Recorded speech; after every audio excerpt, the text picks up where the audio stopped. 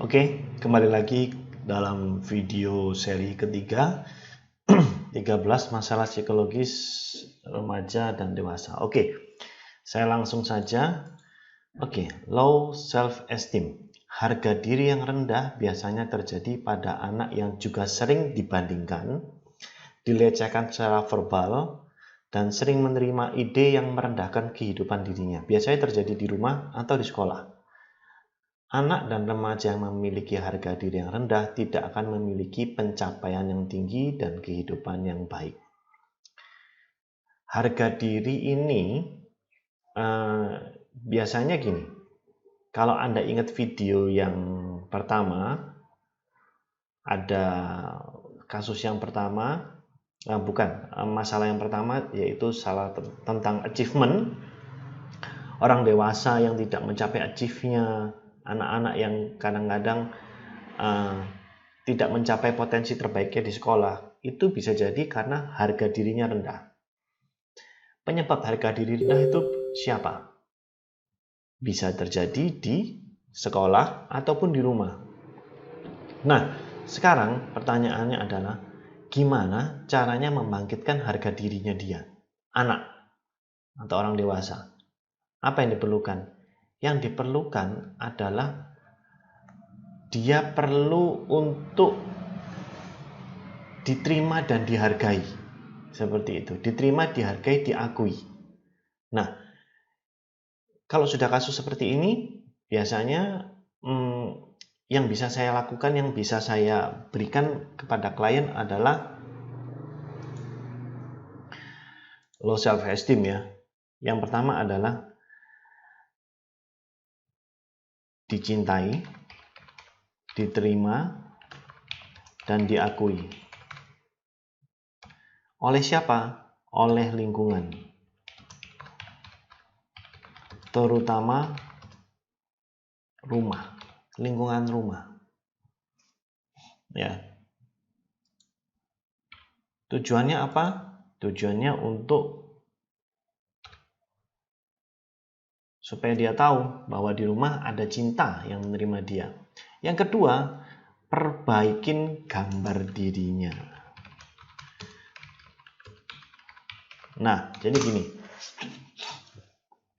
Pada saat seorang anak atau orang dewasa itu memiliki harga diri yang rendah, itu pasti ada yang salah dengan gambar dirinya. Oh, saya nggak bisa mencapai ini, saya nggak bisa itu, nggak mungkin saya punya penghasilan segini, nggak mungkin saya bisa berteman sama orang itu, nggak mungkin saya bisa masuk dalam lingkungan komunitas ini, saya nggak bisa masuk ini. Semuanya dia diskon, harga dirinya dia diskon. Pada saat seseorang harga dirinya didiskon, dimurahin, Anda tahu nasibnya seperti apa? Bayangkan, Anda pergi ke department store, terus kemudian Anda lihat ada baju. Ada baju yang didiskon dan ada baju yang tidak didiskon. Baju yang didiskon biasanya ditaruh di satu tempat tersendiri, diobok-obok, diacak-acak sama orang, juga nggak ada yang protes. Petugas mallnya juga nggak protes, tapi ada baju yang tidak didiskon, bahkan kalau kita mau lihat saja, harus minta izin sama yang jaga.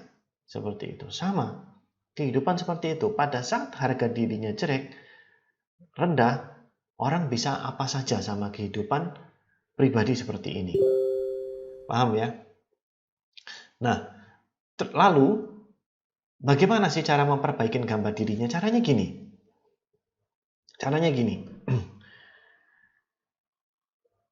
Dia harus menuliskan dalam kertas, tulis di kertas,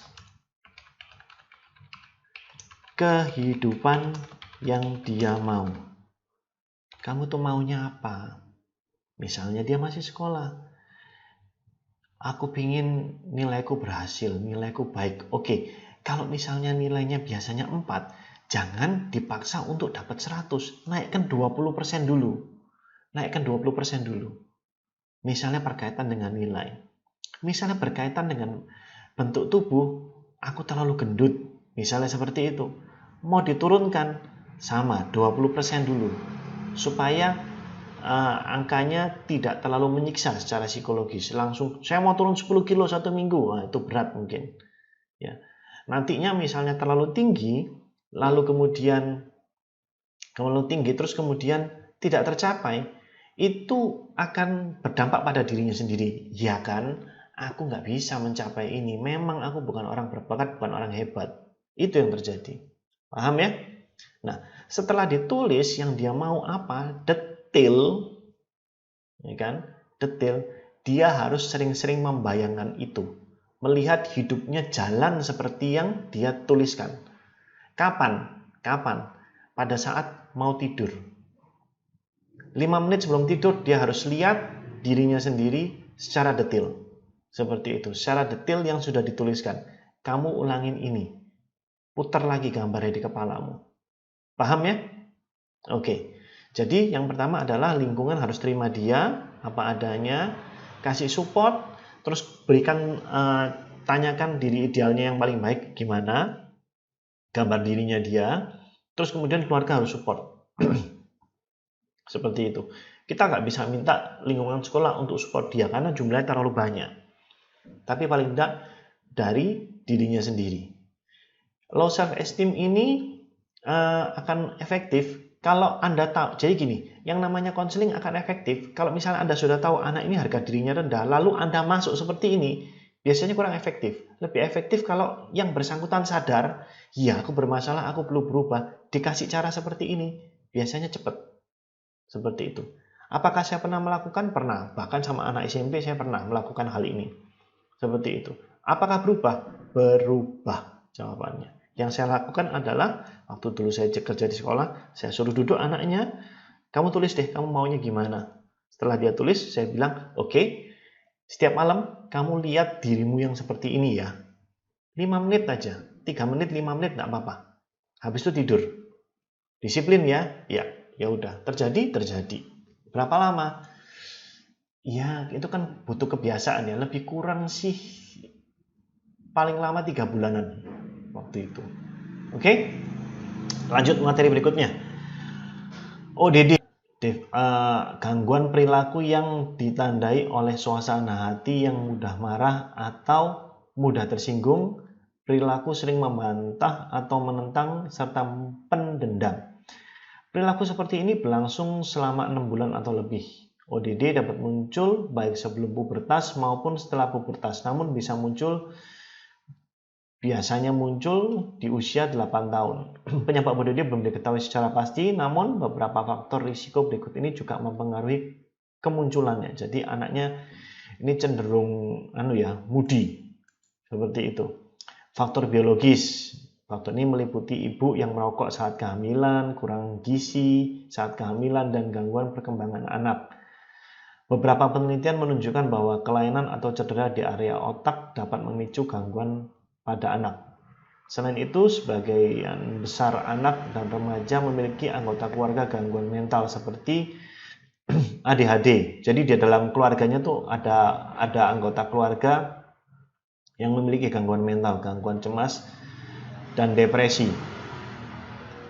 Risiko ODD lebih tinggi. Kemudian faktor psikologis, faktor ini meliputi ikatan keluarga yang tidak harmonis antara orang tua yang tidak memberikan perhatian cukup kepada anak. Selain itu, ODD juga dikaitkan dengan orang tua yang melakukan tindakan kekerasan atau pemberian hukuman berat pada anak. Yang terakhir, faktor sosial meliputi kemiskinan, penolakan dari teman sebaya, atau kekerasan di lingkungan. Nah, jadi ODD ini singkatnya adalah gangguan perilaku ditandai oleh suasana hati yang mudah marah atau mudah tersinggung, menentang, serta pendendam. Kalau ada kasus seperti ini gimana nih? Nah, gitu ya. Kalau yang bersangkutan datang kepada saya, yang bersangkutan ya, datang, mungkin anak remaja atau orang dewasa, biasanya kalau di BPC ada satu teknik namanya diet ya. Teknik bagaimana mengeluarkan emosinya itu semua. Saya tentunya akan melakukan, saya akan tanya dulu kapan ini berlangsung. Kalau misalnya itu karena faktor misalnya ibu merokok dan lain-lain seperti itu, saya akan bantu dalam sisi psikologisnya. Biasanya yang paling mudah, misalnya yang paling bisa Anda contoh adalah suruh menuliskan kemarahan. Seperti itu. Menuliskan kemarahan. Kemarahan kepada 5 orang yang paling mengganggu.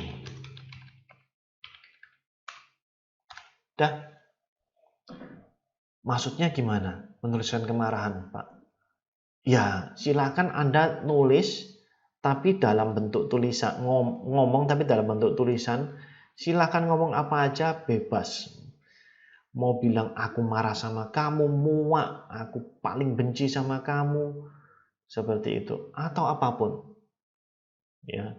Dan kita nggak boleh menghakimin, ya, nggak boleh menghakimin. Apapun yang dia tulis itu adalah kemarahannya dia. Tujuannya apa? Supaya mengeluarkan tungku emosinya, emosi-emosi yang ada dalam dirinya. Tungku emosi saya ajarkan di belajarkonseling.id.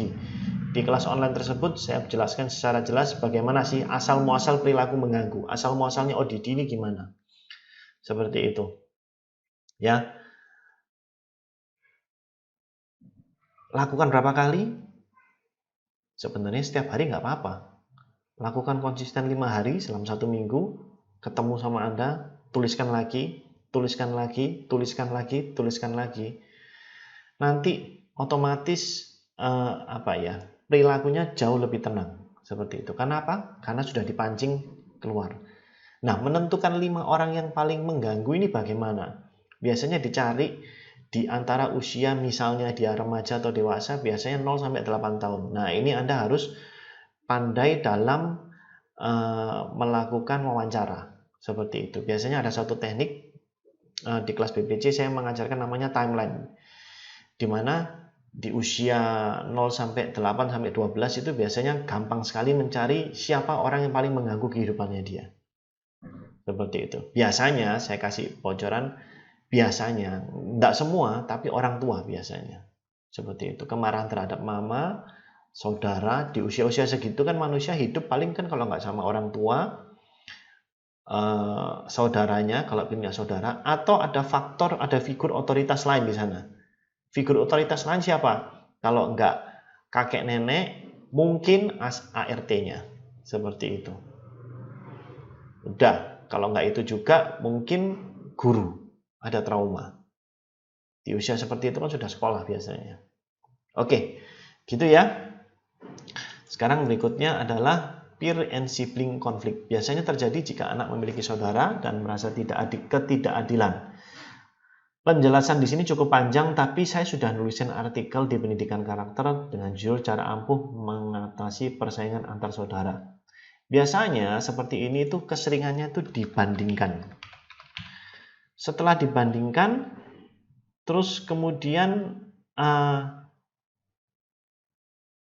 setelah dibandingkan siapa yang memiliki prestasi lebih baik biasanya lebih dihargai. Ya ujung-ujungnya kembali lagi diberikan hadiah, diberikan apa.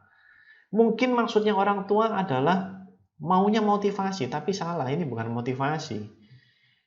Ini Anda sudah memberikan bibit-bibit perpecahan, pertengkaran kepada anak Anda. Termasuk membandingkan tinggi badan. Kamu kok kurus ya, kamu kok gendut, kamu pendek gendut, makannya banyak, seperti itu. Nah itu biasanya saya paling tidak suka. Seperti itu. Ya. Akarnya adalah dibandingkan. Anda bisa lihat di web, ada artikelnya untuk membahas ini.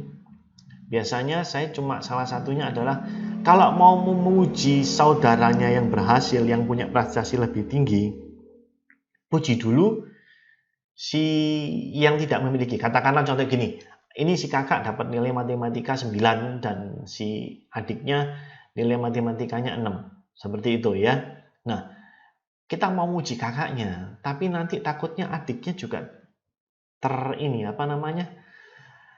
merasa dirinya rendah. Ngomongnya gimana? Ngomongnya gini. Oh ini sama seperti kakakmu, kamu ini juga pinter. Seperti itu. Walaupun nilainya 6. Tapi ngomong walaupun nilainya 6 ini nggak usah diomongin ya. Sama seperti kakakmu, kita ngomong kakaknya, kamu ini juga pintar. Seperti itu. Misalnya dia pun menolak, tidak apa-apa. Kamu hanya belum tahu informasinya, tapi percayalah kamu anak yang pintar juga. Sama seperti kakakmu. Kakakmu pintar, seperti itu. Ya, saya memberikan detail caranya ada di website pendidikankarakter.com. Semoga bisa dipelajari di sana. Oke, biasanya akar-akar masalah sibling konflik ini adalah dibandingkan. Seperti itu. Ya, entah itu dibandingkan secara fisik, secara psikis, dan secara akademik juga biasanya. Oke, begitu saja dari saya. Kita akan lanjut di video berikutnya. Terima kasih.